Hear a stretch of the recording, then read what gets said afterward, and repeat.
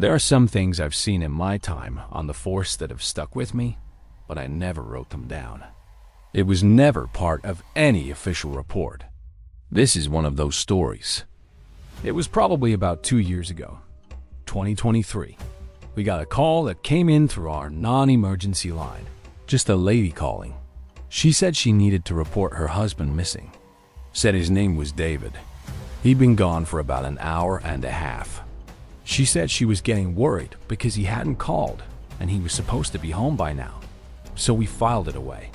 It was one of those things where we knew that most of the time when somebody calls in their spouse missing, they haven't actually been missing for that long. Usually, it's been an hour or less. They just don't know where they are. We got the run of his description and the wife gave us his cell number, so I'm gonna try to dial it right now. The phone was forwarded to voicemail. I remember, I left a message telling him to call back, tell us where he was. But we already had a bad feeling about it. I mean, we always do when we get missing persons calls. So we're driving around looking for him. We got a ping off his cell phone that showed he was around a county north of where we were, small town. When we got there, they ran his plates. They found the truck, but he was nowhere to be found. So then we started talking to people around the area, and the people at the office said that they had seen him walk by earlier. But that was all. No one saw him get into anything. Nobody saw him get into any other vehicle. And I remember asking myself, why would someone drive their truck to the middle of nowhere and then walk into the woods? That's not normal behavior. So we did what we could. We did an aerial search of the area, but we didn't find him. We searched the woods for hours. We even brought in a state trooper with a canine. We did everything we could think of to try to find him. We just couldn't find the guy. We ended up having to go back without him. I remember the wife got a lot of crap from other officers. Some of the younger ones kept saying, well, where is he? Where is he? Where is he? What did he say? Why did he leave? Well, unfortunately, we don't know. And that's the thing. There was no sign of a struggle. Nothing had been taken out of the truck. His wallet was in the truck. His phone was in the truck. The truck was locked. The doors were locked. All the windows were up. So we don't know. We never found the guy. We never found his body. We never found anything. And it just kind of went away. It was one of those things that sat in the back of my mind. I thought maybe we'd get a call that we'd find him dead in the woods somewhere. You know, sometimes it takes a while before somebody's body shows up. We got a bunch of wooded areas around here. And I figured that's probably what happened. But a few months ago, I was on a different call and this same woman was there. She was crying. I asked her what was wrong. She said she had had a fight with her sister, and her sister had moved out and taken some things with her. I asked her if her sister had taken anything that didn't belong to her, anything that was hers, and she said no. Then I asked her, I said, was your sister's name Jessica? And she said yes. I said, do you know where Jessica lives? She said she did. She knew where Jessica lived. And I'll never forget this look on her face. She looked at me for a second. Her eyes popped wide open, and then she started screaming. I asked her what was wrong. I put my hand on her shoulder. She just pushed me off of her and started screaming bloody murder. She said, how did I not realize it before? How did I not see it? I asked her what she was talking about, and she said, it all makes sense now. I lost my sister 25 years ago, but I never told anyone. I never wanted anyone to know. So then she started telling me the story. She said she had a sister named Jessica, that Jessica had died 25 years prior, and she had reported her missing, just like she had reported David missing. She said that Jessica had gotten into a fight with their parents and had left the house. She said that after she left, they never heard from her again. And after a while, they started thinking that maybe she had run away and joined some kind of cult. She said that nobody ever found her, but she always believed that her sister had been kidnapped. She said that the police had failed her family. She said she had been waiting for somebody to come along who would see what she was seeing now, who would finally believe her. I asked her what she was talking about, and she said, "You're not understanding." She said that I wasn't understanding. She said, "You're not remembering." And then she started screaming and crying. I tried to calm her down. I tried to talk to her about it, but it was no use. She was completely convinced that her sister was dead, that she had been murdered, that her body was buried somewhere in the backyard of this house. The problem was that the house had been sold almost 30 years ago. Whoever bought it had done a complete gut job on the place. Every inch of it had been redone. So I told her that there was nothing we could do. She said that she knew better than that. She said that she knew that I knew more than I was saying, and I could see that she was right. I knew more than I was saying. When I took the missing persons report, I remember thinking to myself, if she's telling the truth about her sister, then there's a good chance that David is also dead. I remember thinking that this was the same Mo. This was the same story. And so we start digging into the history of the house, and we find the original owners, the couple that had lived there 30 years ago, the couple who had the daughter who had supposedly run away and joined a cult. And we bring them in and we ask them about it, and they're completely confused. They don't know what we're talking about. They don't know about David. They don't know about Jessica. Well, we find out later that they had had a daughter, but they had adopted her out after she had been born. Something had been wrong with her. They couldn't take care of her. So they had given her up for adoption, and they didn't know anything else about her. I don't want to get too far into it, but after a while, we find the woman who adopted her. Her name is Jessica.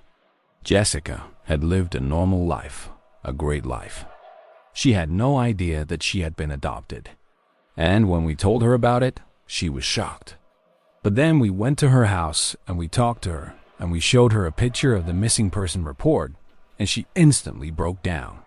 She said, "Oh God, I knew something was wrong. I knew something was wrong. I knew he was dead." She said that when she was young, she had overheard her parents arguing. She had woken up in the middle of the night, and she had heard them talking in hushed voices.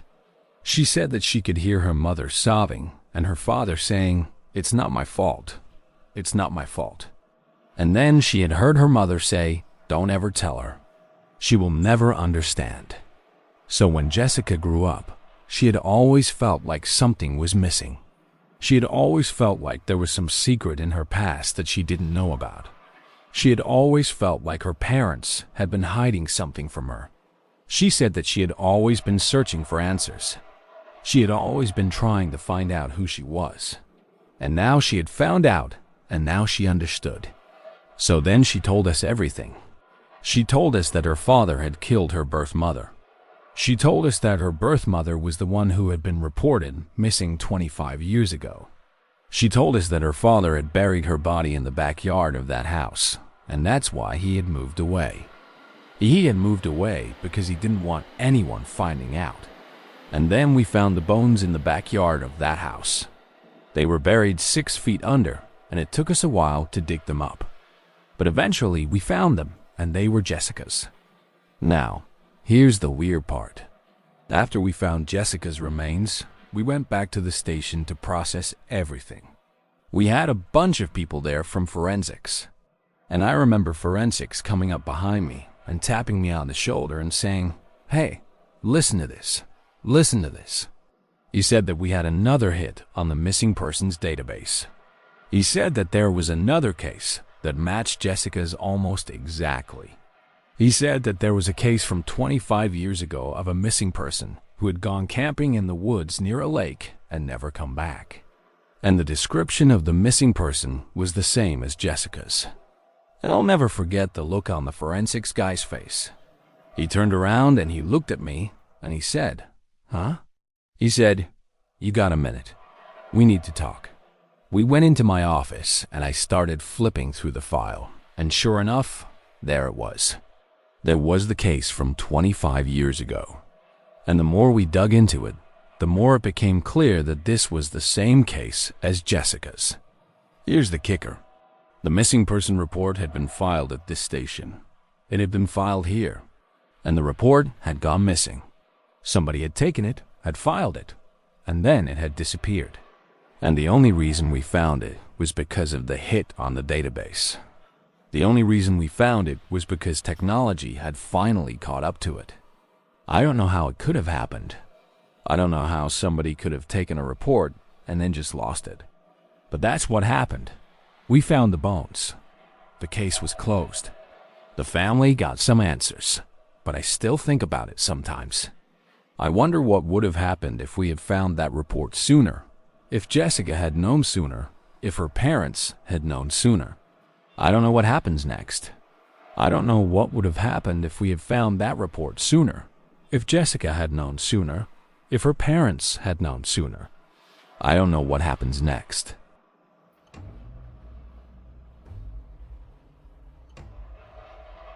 There's a lot of things I don't talk about when I'm around civilians. For example, I never tell anyone I work for the police, even though I retired 20 years ago. That job can wear a man down pretty quick. You get to see the worst parts of people, and I don't need to hear any more lies when I'm off the clock. There was one case that always kept me up at night, even after I stopped working. There wasn't much money in our town, so most of my shift was spent driving around the county, looking for something to do. One evening, myself and a few other officers were driving back from a traffic stop on the outskirts of town. We were cruising down a long stretch of highway. It was just cows and cornfields for miles. You'd think it'd be boring, but not in this part of the country. There are secrets buried out here in the dark. All of a sudden, the radio crackled to life. It was a call about a possible burglary in progress out on County Road 17. None of us had ever been out there before, but thankfully, our new rookie knew the way. Soon, we were taking the curvy road past farms and houses that looked like they hadn't seen a fresh coat of paint in decades. It was the type of place where the porch light was on to keep the bugs away, not to invite company. Then we saw it. In the middle of all that corn stood a 2-story house. At first glance, it looked normal except for how many cars we saw in the driveway. Some were old, some were new. They were crammed together in front of the house with no room to spare. We all stared at each other for a moment, wondering if we had the right address. Then the rookie put his foot on the brakes. "Nope, this is the place," he said, looking back at us. "See the house? There's the house." He was right. And as we turned into the driveway, we noticed something else. The garage door was moving on its own. It went up and down, like someone was tinkering with the remote. Just then, the front door opened and a man stepped out onto the porch. He was tall and thin and looked like he hadn't shaved in weeks. His eyes were red-rimmed and he was holding a shotgun. As he took aim, all 3 of us officers drew our guns and yelled for him to put his weapon down. He didn't listen. Instead, he pulled the trigger. The bullet whizzed past me and tore through the cruiser's window. Glass fell everywhere as I hit the deck. My heart was pounding in my chest. This was gonna get ugly. We started shooting, emptying magazine after magazine into that man. But he kept coming forward, still holding his shotgun like a shield. Every time we fired, he would duck behind his gun. Then he would peek over the barrel and take another shot at us. Somehow he didn't seem to care that he was getting hit. And then it happened. The man lowered his shotgun and touched his stomach. He looked surprised. I could see the slug marks on his chest, rising and falling as he breathed. He staggered back, tripped over the porch steps, and disappeared inside. With the coast clear, I crawled over to the driver's side window and looked inside. Our rookie had passed out, slumped over the steering wheel. His face was white as a sheet. Next to him, the other officer was kneeling like he was praying. Blood soaked his hands, and his eyes were wide open and staring. I felt sick to my stomach. I called for backup and an ambulance. The rookie was okay, just a little shaken up. But the other officer, well, he didn't make it. That bullet tore through his brain like a drill through butter. When the forensics team arrived, they combed through the house and found nothing. There were no signs of a break-in. Nothing had been stolen, and the only people who lived there, a married couple, were on vacation. All that time and energy we spent tracking that guy down amounted to nothing. He disappeared without a trace. I never forgot about that case, not after all these years. Sometimes I wake up in the middle of the night and think about those bullets flying through the air. To this day, I don't know what that man's story was or what possessed him to attack us that night. Maybe he'd lost his mind. Maybe he wanted to end his own life. Maybe he was protecting something or someone inside that house. I'll never forget the look on his face when he got hit. There was no fear or pain. There was only surprise, like he couldn't believe what was happening. I tried not to think about it too much, but it kept me up at night, especially after the trial. The prosecution had built a strong case against the man who'd shot at us. They charged him with attempted murder, possession of a controlled substance, and resisting arrest. They had enough evidence to get a conviction. But wouldn't you know it, the defendant pleaded insanity, and somehow the jury bought it. That other officer's family didn't like the verdict. They argued that he'd been murdered in cold blood, and the guy who did it should spend the rest of his life in prison. They begged me to testify about what I'd seen that night. I refused. I didn't want to dredge up those memories. Besides, what good would it do? The jury had already made their decision. After the trial, I avoided the media and stayed out of town for a while. When I came back, I heard the news. The judge had sentenced the defendant to 20 years in a mental institution. That's where he belonged, or maybe he didn't. A couple of weeks later, I was driving home from the store when I saw a familiar face standing outside a gas station. I slammed on the brakes and turned around. It was that same defendant. He was talking to the attendant and laughing. He seemed happy. I sat there watching him, trying to figure out what I should do. Should I approach him? Should I call the cops? As I watched, he got into a pickup truck and drove off. I followed him, keeping a safe distance. He led me all the way into the countryside, and then he stopped. He got out of the truck and walked into a field. I parked my car and got out, then walked over to him. I needed answers. What was he doing here? How was he free? Did he really have a mental illness? The defendant looked up and smiled. "Hey, you finally caught up to me," he said. "What are you doing here?" I asked. "Just taking a walk," he replied. "Mind your own business," I snapped. "Why did you shoot at us?" He tilted his head and looked at me like I was crazy. "Me? Why did I shoot at you?" "Listen, I don't know what you're talking about." He started walking away. "Don't lie to me," I shouted. "You know what you did." He stopped and slowly turned around. His eyes were blank and emotionless. "Who are you?" he asked. I felt the blood drain from my face. This man wasn't the guy who attacked us. He didn't even know who I was. So then I knew, deep in my bones, that something very wrong had happened. I looked into that man's eyes and realized he was telling the truth. I must have run off the road and hit my head. Maybe I blacked out. Or maybe it was that bullet wound. Maybe that's why I saw a ghost. I staggered back to my car and fell to my knees. I was shaking. Was I losing my mind? Had I killed someone? The last thing I remembered was the man raising his shotgun. Was that real or imagined? What was happening to me? If you ask any cop, they'll tell you what we deal with every day wears on a man's soul. Sometimes I wonder if all those years ago, I let something terrible go unpunished. If justice was really served. Or maybe what I saw that night wasn't of this world. Maybe I'm better off not knowing the truth.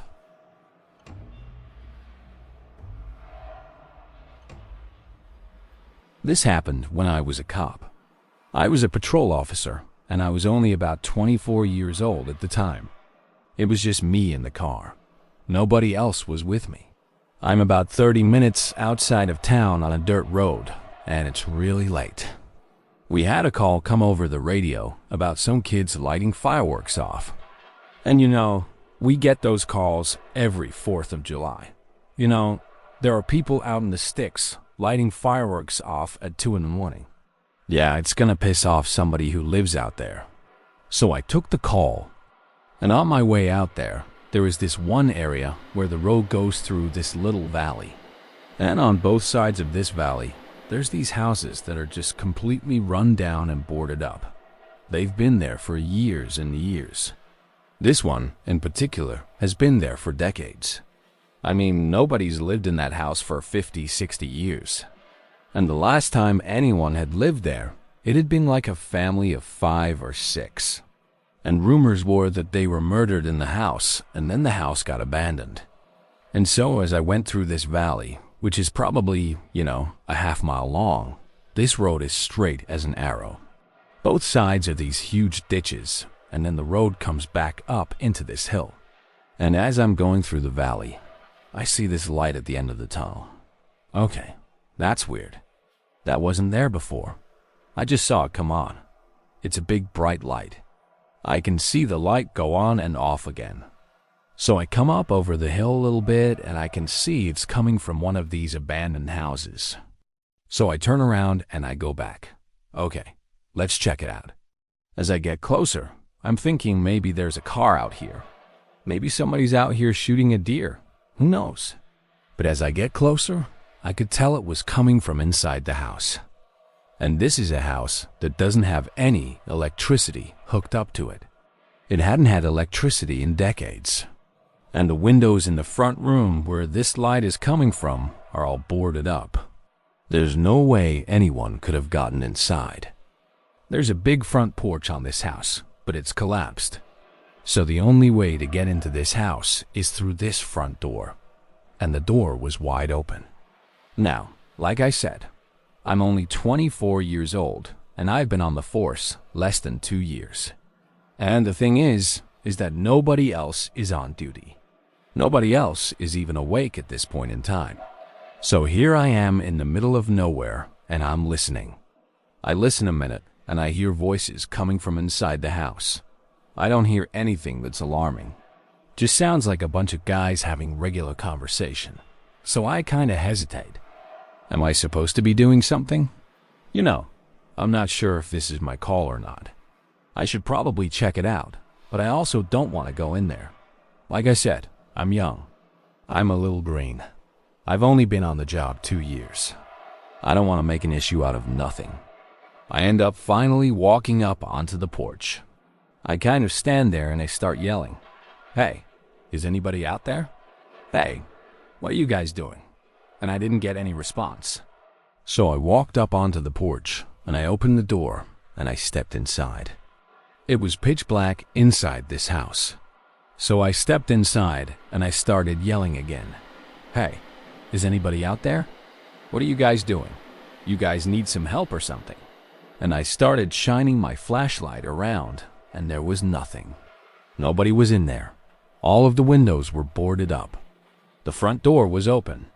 There was a couple of rooms to the side that had their walls caved in. But other than that, the house was totally intact. But I kept hearing voices. I heard footsteps. I heard people talking, and I couldn't find anyone. So I ended up calling the canine. When the canine got there, he didn't pick up anything. He didn't smell any bodies. He didn't see anything. The canine ended up going right back in his cruiser, and then he came back with me. When we got back in the cruiser, I turned on the radio and I called it in.